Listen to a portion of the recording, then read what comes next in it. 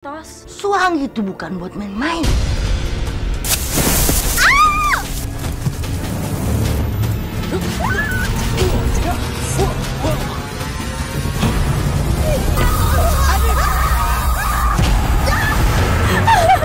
Mau kemana? Anda! Kita mau bunuh Roh sampai turunan semua. Kita nggak bisa ngelawan Suwangi, kita bisa mati.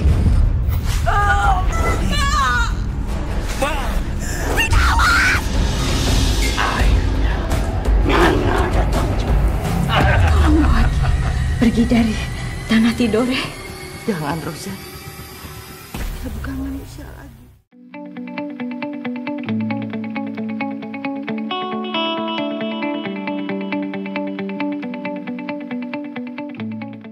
Oke, good mood.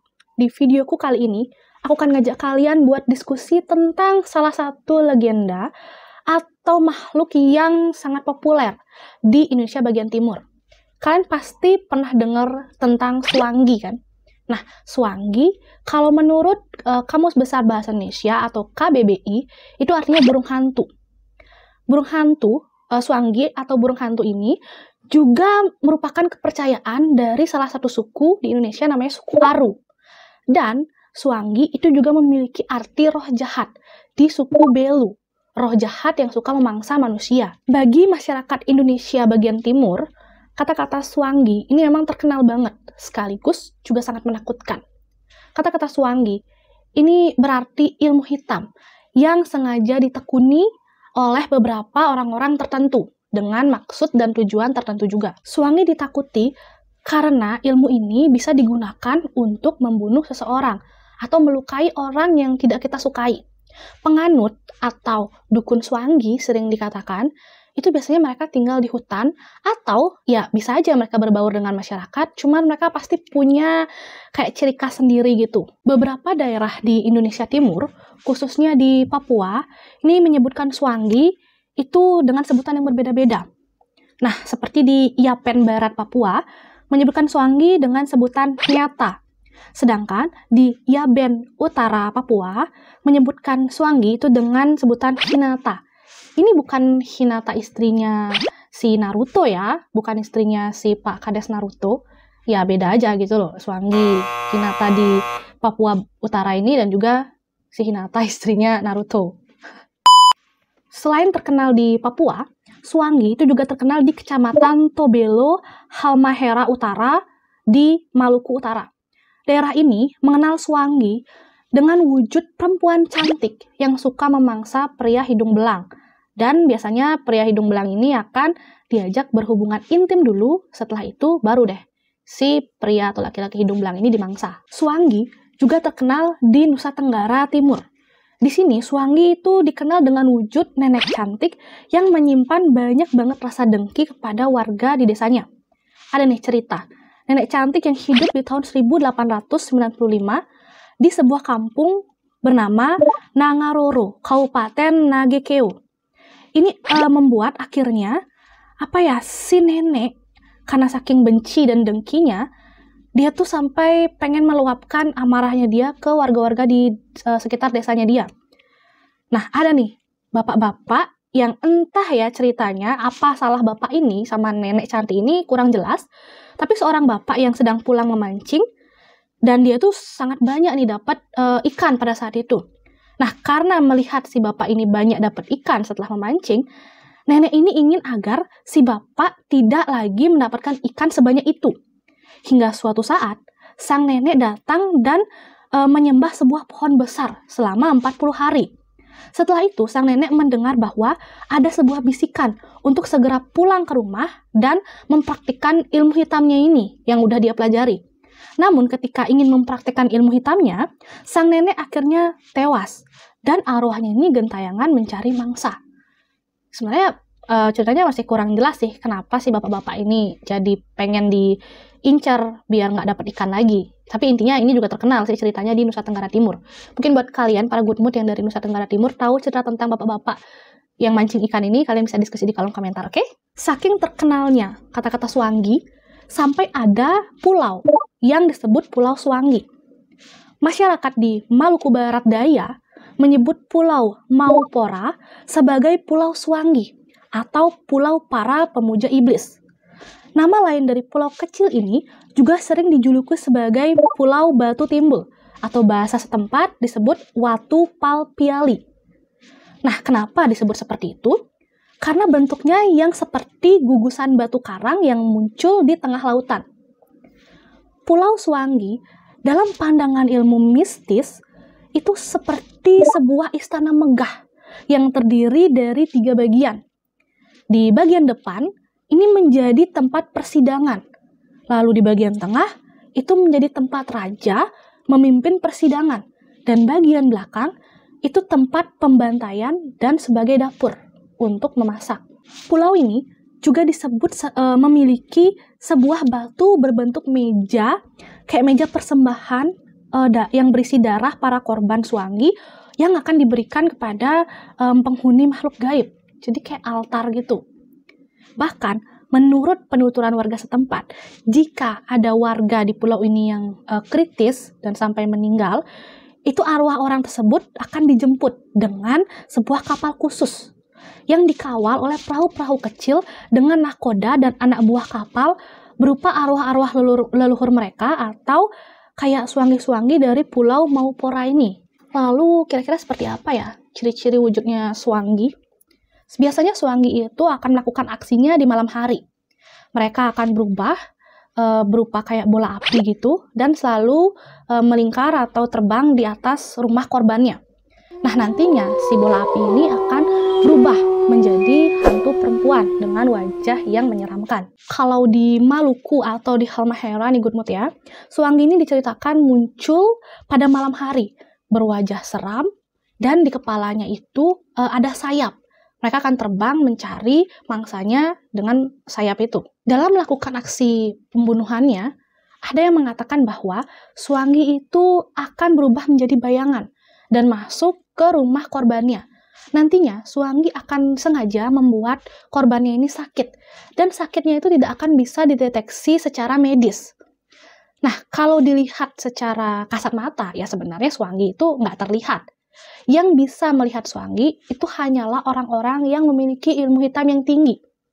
Orang-orang yang memiliki ilmu hitam yang tinggi mengatakan, Suwangi ini memiliki mata yang menyala di malam hari. Inilah yang membuatnya berbeda dengan makhluk-makhluk yang lain. Makanya orang-orang yang punya ilmu hitam yang tinggi itu bisa menyadari, oh kalau ini itu adalah Suwangi. Selain itu, ada juga yang mengatakan kalau wujudnya Suwangi ini selain punya mata yang menyala, dia juga punya gigi yang tajam, terus terkadang berbentuk atau bisa berubah bentuk menjadi hewan, dan memiliki aroma seperti binatang kuskus. Kuskus itu kayak hewan pengerat gitu deh kayaknya. Ya pokoknya aromanya khas seperti aroma hewan gitu. Ada mitos yang mengatakan bahwa Suwangi ini cuman suka makan daging orang-orang di Papua. Mereka menganggap daging-daging orang Papua ini lebih nikmat daripada daging dari manusia-manusia di suku lain. Cukup mengerikan ya. Biasanya, Suwangi ini membunuh korbannya secara berkelompok. Ada 2 cara yang biasanya dilakukan Suwangi untuk menghilangkan nyawa korbannya. Yang pertama, itu secara tidak langsung, menggunakan metode doti-doti. Doti-doti ini semacam santet yang dikirim kepada korban.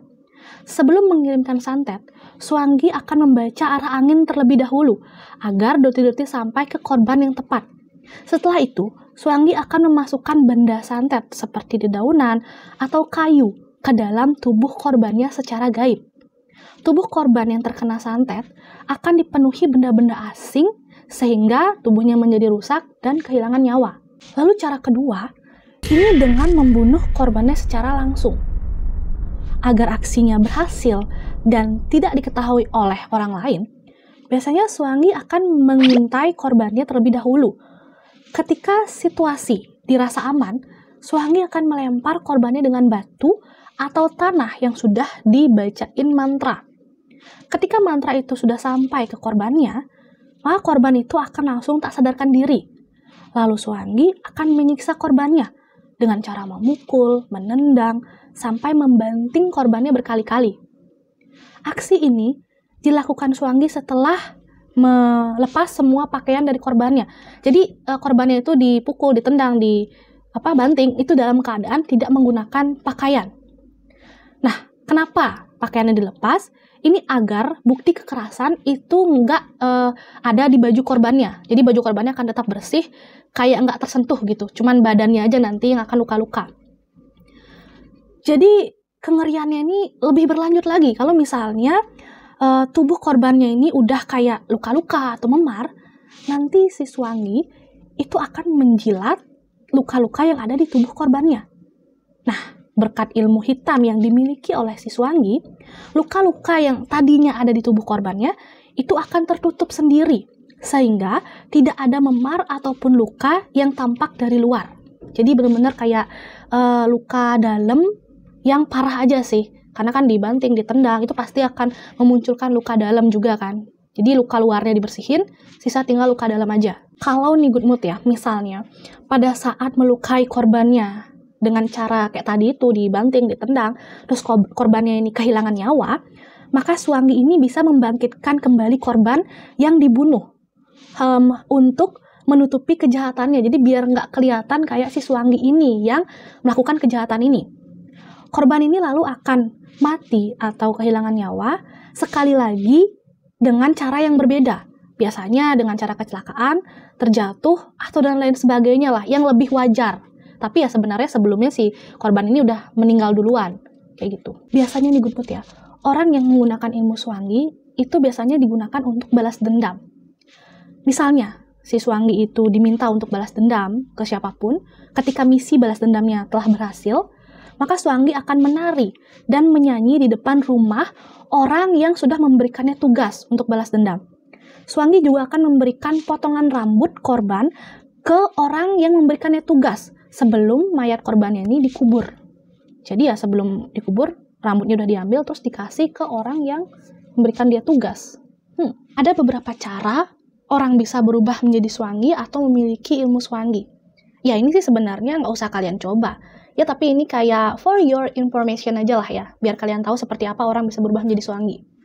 Yang pertama adalah dengan cara belajar dengan Swangi lain. Jadi kalau udah ada orang yang punya ilmu Swangi, ya kalian belajar dengan dia. Cuman agak mengerikan ya, agak ekstrim. Karena ujian akhir penentu kalian layak atau enggak memiliki ilmu Swangi ini atau bisa berubah menjadi Swangi ini, itu dengan cara kalian itu akan dilukai atau kayak dimutilasi gitu. Dan pada saat dilukai atau dimutilasi itu, kalian harus bisa kembali normal lagi atau tetap hidup dengan ilmu yang sudah kalian pelajari. Jadi kalau kalian gagal atau kalian nantinya kehilangan nyawa dengan cara di ujian ini, ya kalian akan langsung gitu, nggak jadi Swangi. Cara kedua itu adalah dengan terkena efek dari daun Swangi. Daun Swangi ini wujudnya kalau orang biasa melihatnya seperti daun singkong atau daun pisang. Ya tapi di mata Swangi, daun singkong dan daun pisang tertentu ini adalah daun yang bisa memberikan efek Swangi. Jadi nggak sembarang orang bisa melihat daun Swangi ini. Ya mungkin aja kita ngelihatnya ini daun biasa aja, tapi ternyata ini adalah daun yang bisa memberikan efek Swangi ke kita. Konon katanya nih Good Mood ya, ketika daun Swangi itu udah masuk ke dalam tubuh kita, atau kita terkena efek daun Swangi itu, ya secara tidak langsung kita sudah berubah menjadi Swangi. Ya itu percaya nggak percaya sih Good Mood ya, cuman ya banyak orang yang mengatakan seperti itu. Mungkin ada orang-orang dari daerah Papua, Maluku, itu bisa diskusi di kolom komentar ya, bener nggak sih tentang daun Swangi ini? Menurut beberapa informasi, ada yang mengatakan bahwa untuk melihat jati diri dari Swangi, itu kita bisa menggunakan beberapa benda. Karena Swangi itu akan menjadi jahat dan beringas kalau dihadapkan dengan 3 benda ini. Yang pertama ada jeruk purut, yang kedua ada ikan poro babi, dan juga yang ketiga ada koral laut. Jadi kalau benda-benda ini didekatkan ke orang yang memiliki ilmu Swangi, maka dia akan beringas dan juga jahat. Kelihatan deh jati dirinya. Jadi kalian bisa menghindar atau menjauh dari orang-orang ini. Nah, gimana menurut kalian Good Mood tentang makhluk terkenal dari Indonesia bagian timur, Swangi? Buat kalian pasti udah ya sering lah mendengar kata-kata Swangi ini. Mungkin ada di antara kalian para Good Mood yang pernah punya pengalaman dengan Swangi? Bisa diskusi di kolom komentar ya. Kita cerita sama-sama seperti apa pengalaman kalian. Oke? Terima kasih telah menonton video ini sampai habis. Dan sampai jumpa di video berikutnya. Dadah!